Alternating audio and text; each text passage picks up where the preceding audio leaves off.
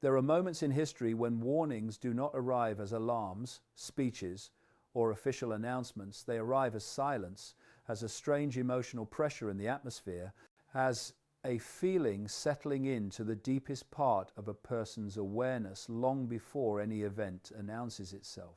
This chapter begins with that kind of warning, the kind that never speaks loudly, but is somehow heard by those who are paying attention. It emerges slowly, like a shadow stretching across the ground before anyone notices the object casting it. People go about their daily routines sensing that something is shifting, something subtle, something invisible, yet undeniably present. It shows up in the way conversations feel slightly more tense than they should, in the way people react more quickly, more defensively, more fearfully. It shows up in the way quiet moments feel heavier than they used to, filled with thoughts people cannot quite form into words. It shows up in the way the world itself seems to hold its breath. And what makes this warning so unsettling is not that it is loud, but that it is quiet, so quiet that most people dismiss it as stress or tiredness or imagination. But it is none of those things. This chapter explores that delicate moment when awareness begins to awaken, when the mind senses something approaching before the eyes can see it. It is not a prediction or a prophecy. It is an instinct, the same instinct animals feel before a storm, the same instinct humans used to trust before the noise of modern life drowned it out. People feel it in their sleep, in their thoughts, in the spaces between distractions, attention that doesn't belong to their personal life, but to something unfolding collectively. And although nobody speaks about it openly, it becomes noticeable in the way people look at each other, brief, unspoken glances filled with a silent question, "Do you feel it too?" Most ignore it. They move back into the comfort of routine, the comfort of screens, the comfort of noise, but a few cannot shake the sensation. They begin noticing small things, how familiar patterns are returning, how emotional climates are shifting, how certain events feel coordinated in ways they cannot logically explain. It is as if reality is repeating itself in a new costume, urging people to recognize something they missed before. This chapter symbolizes that moment of subtle awakening, the instant where a person realizes that silence can be a warning louder than any sound. Because warnings do not always arrive with dramatic signs. They often arrive when a person becomes quiet enough inside to finally hear what the world has been whispering all along. And once someone hears that whisper, once they acknowledge the subtle shift moving beneath the surface, they cannot go back to sleep. They begin paying attention, not out of fear, but out of a deep inner knowing that something is beginning again. Something that most people will only notice when it is already too late. Once the silent warning begins to echo inside the minds of those who are paying attention, the next thing that becomes impossible to ignore is the shift happening in human behavior, quiet at first, almost invisible, but unmistakably present for those who observe rather than simply react. People begin changing in ways they don't fully understand, becoming more impatient with small things, more sensitive to trivial comments, more reactive to situations that once would have passed without a second thought. It is as though the emotional temperature of society is rising degree by degree, and while no single moment feels dramatic, the cumulative effect becomes overwhelming.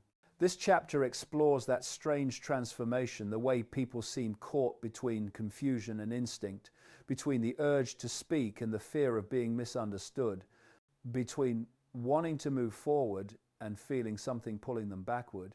You see it in their eyes. A restless tension, a lingering uncertainty, a faint suspicion that they are being pushed into a direction they didn't consciously choose. And the most revealing part is that everyone believes they are acting independently, unaware that the emotions swirling around them are contagious, spreading like an invisible current through everyday conversations, online reactions, and collective moods. People begin to mirror each other without realizing it, absorbing the anxiety, the defensiveness, the urgency floating through the environment. The symbolic meaning of this shift is powerful. When human behavior becomes reactive instead of reflective, when emotions spread faster than understanding, people become easier to direct, not through force, but through momentum. They start repeating the same phrases, reacting in the same patterns, responding to the same triggers, as though something deeper beneath the surface is synchronizing their behavior. And yet, in this rising tide of emotional pressure, a few individuals begin noticing the strangeness of it all. They see how quickly people adopt new attitudes without questioning them, how easily public moods swing from calm to chaos, how rapidly collective opinions form without anyone knowing where they came from. These individuals start to understand that this shift in behavior is not random, it is a sign, a symptom of something building beneath the surface of society. When they look closer, they see that people are no longer thinking as individuals, they are moving like a collective organism, reacting to invisible cues. And this realization is unsettling because it suggests that something deeper than personal choice is influencing the behavior of millions. But awareness changes everything. The moment a person recognizes that they are being carried by emotional currents that are not entirely their own, they step out of the flow. They begin observing instead of participating, questioning instead of reacting. They realize that the shift in human behavior is not just about people being stressed or overwhelmed, it is a reflection of a world subtly reshaping itself, preparing for a turning point that most will only see in hindsight. And that awareness becomes the first step toward stepping outside the collective trance and reclaiming the quiet clarity that so many have forgotten. As people begin noticing the strange shifts in human behavior, something else slowly rises into view, something far more subtle, far more delicate, yet far more powerful than most ever realize. The invisible architecture that shapes what people see, think, and believe without ever revealing its presence. Most go through life assuming they are perceiving reality directly, unaware that reality is filtered long before it reaches their awareness. This chapter explores that symbolic architecture, the unseen framework that quietly arranges information like a curator in a gallery deciding which paintings are displayed and which remain locked in the back room. People consume streams of updates, news, opinions, and explanations, believing they are choosing freely when in truth they are walking through hallways someone else designed. And because the design is subtle, familiar, and wrapped in convenience, very few question it. They take what they see as the full picture, not realizing that the picture was cropped. They accept the stories presented to them as complete, not noticing the missing chapters. They confuse the visible with the whole. But then comes a moment, a crack in the pattern, when an individual notices something small, something slightly off, a contradiction in what they are told versus what they observe. It might be an event explained too neatly, a narrative that shifts too quickly, or a detail that makes sense only if something else is being left out. And once that crack appears, the architecture becomes easier to see.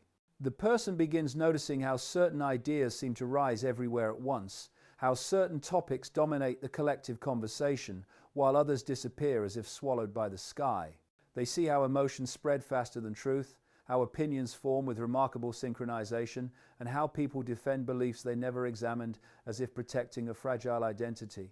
This awareness leads to a realization. Perception is not only shaped by information, it is shaped by the order in which information appears, the tone with which it is delivered, the emotional cues attached to it, and the repetition that cements it into the mind. The architecture is not malicious in this symbolic narrative. It is simply a reflection of a world built on habits, convenience, and inherited structures. But its power lies in its invisibility. People rarely question the design of the hallway. They only look at the paintings on the wall. Yet once someone sees the architecture itself, everything changes. They no longer mistake visibility for importance, repetition for truth, or silence for non-existence. They begin searching outside the frame, beyond the curated collection of ideas handed to the public. They start recognizing how easily perception can be shaped, not through force, but through subtle, repetitive suggestion.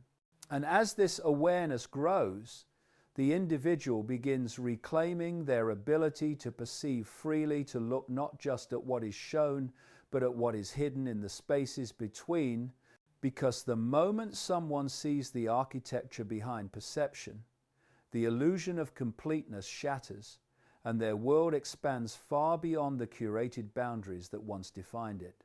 Once a person begins to see the architecture behind perception, they also begin to notice something even more revealing, tiny fractures forming in the shared reality that most people accept without question. These cracks don't explode into view. They slip in quietly, appearing in the conversations people avoid, in the questions left unanswered, in the tension between what society insists is true and what individuals privately feel but dare not say. This chapter explores that symbolic unraveling of consensus, the invisible agreement humans make to pretend that everything is fine, everything is stable, everything is under control. But the truth is, consensus is fragile. It survives only when people stop questioning, when they silence their doubts, when they trade honesty for comfort. And now, for the first time in a long time, people are hesitating before accepting the version of reality handed to them.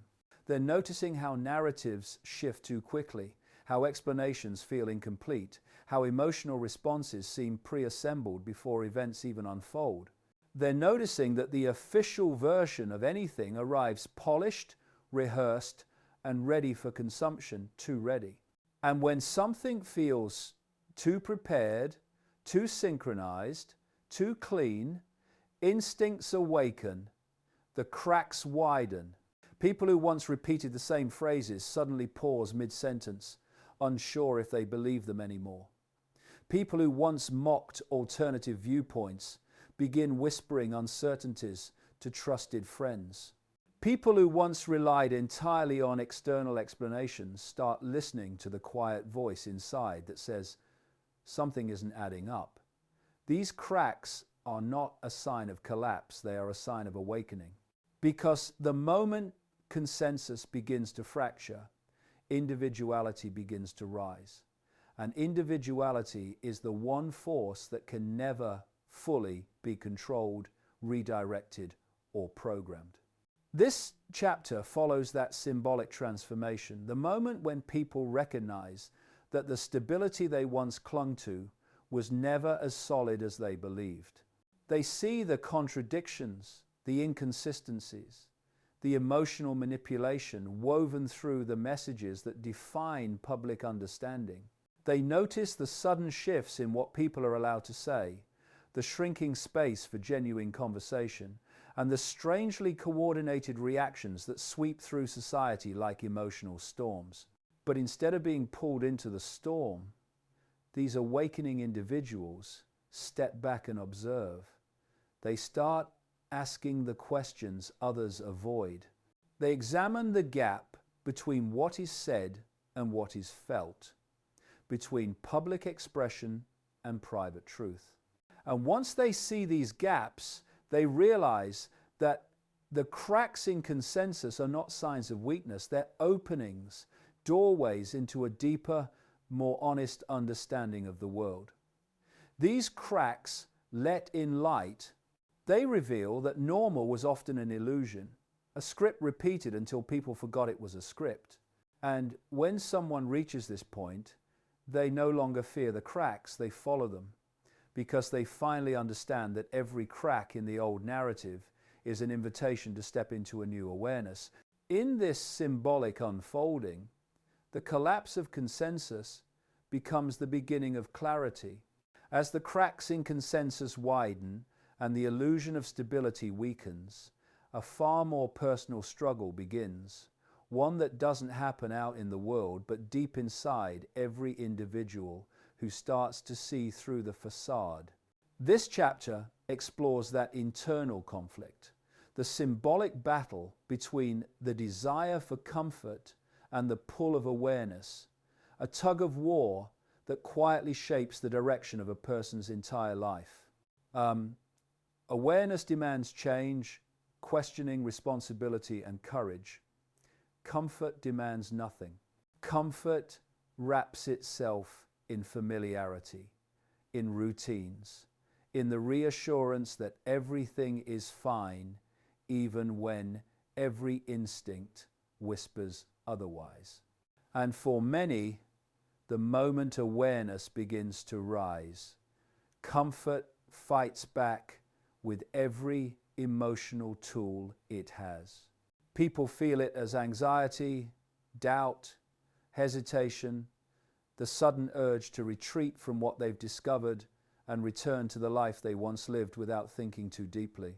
They tell themselves it's easier to fit in, easier to accept the collective narrative, easier to silence the inner voice, urging them to look closer. But something has already changed within them. The seed of awareness has taken root. And once that seed begins to grow, it becomes impossible to go back to blindness. This chapter symbolizes the emotional turbulence of awakening, the confusion, the resistance, the push and pull between wanting to know more and wishing you never noticed anything at all. Many individuals experience a moment where they stand on the threshold of deeper understanding, yet fear stepping through because they sense that nothing will ever feel the same afterward. Awareness is unsettling precisely because it dismantles the illusions that once made life feel predictable. But the truth is, comfort is only comforting when you believe it is real. Once someone begins seeing through it, comfort becomes a cage, soft, familiar, but limiting. And the individual starts feeling the pressure inside that cage, a symbolic tightening that reminds them they are meant for something bigger than repeating inherited beliefs. They begin questioning not only society, but themselves. Why did I accept that? Why did I silence my instincts? Why did I trust the surface over my own perception? These questions ignite the inner battle further, because now awareness is no longer a whisper, it becomes a force pushing them toward clarity. And yet, there is still resistance. The mind clings to old beliefs the way a drowning person clings to debris, not because it is safe, but because it is familiar. This chapter captures that fragile inner moment when a person realizes the real struggle is not with the world, it's with their own reluctance to outgrow it. And eventually, awareness wins, not through force, but through honesty. Because once someone sees the truth, even a fragment of it, they feel a kind of inner alignment that comfort could never provide. They recognize that awareness is not a burden, it is a return to themselves. And from that moment on, they understand that the battle was never between comfort and awareness. It was between who they were told to be and who they were always meant to become. At the end of every inner battle, after the illusions crack and the questions rise and the awareness begins to take shape, humanity reaches the same symbolic crossroads it has faced in countless eras before. A moment where individuals must choose whether to drift back into the comfort of unconscious consensus or step forward into the unknown clarity of awakening. This chapter represents that turning point, the moment when people finally recognize that awareness is not something happening out there, but something unfolding within them, urging them to decide who they will be in a world that is changing faster than anyone expected. It is a quiet moment, not marked by dramatic events or grand revelations, but by a simple realization that every belief, every assumption, every inherited idea has shaped their perception more than they ever understood. And once a person sees this, they cannot unsee it. They become aware of the ways they censored themselves to avoid judgment, the ways they accepted explanations that didn't feel true, the ways they silenced their own instinct because the world insisted it was wrong. Now, standing at this inner crossroads, they understand that the real choice is not between one worldview and another, it is between living consciously or living automatically. The world may continue accelerating, narratives may continue shifting, and collective emotions may continue rising and falling like tides, but an awakened individual is no longer moved by every wave. They stand rooted in clarity, aware of the invisible forces that once shaped their perception without their permission. This chapter symbolizes the moment a person steps into that clarity fully, no longer afraid of seeing what is uncomfortable, no longer afraid of questioning what is familiar, no longer afraid of standing apart from the crowd. They realize that awareness is not isolation, it is freedom. It is the ability to navigate the world without being swallowed by it. And as more individuals reach this turning point, something profound begins to happen. The collective begins to shift from the inside out. Not through force, not through conflict, but through the accumulation of awakened minds who refuse to drift back into unconsciousness. These individuals become the anchors of the next era, the ones who guide others simply by seeing clearly. The symbolic warning that began in silence now becomes a quiet invitation to awaken, to question, to perceive with your own eyes rather than the eyes of the collective. And the truth is, the direction humanity takes next will be shaped not by external systems, but by the number of individuals who choose awareness over comfort, clarity over illusion, truth over convenience. That choice begins now with anyone willing to make it. If you want to continue exploring these ideas with us, make sure to subscribe to our channel to watch more.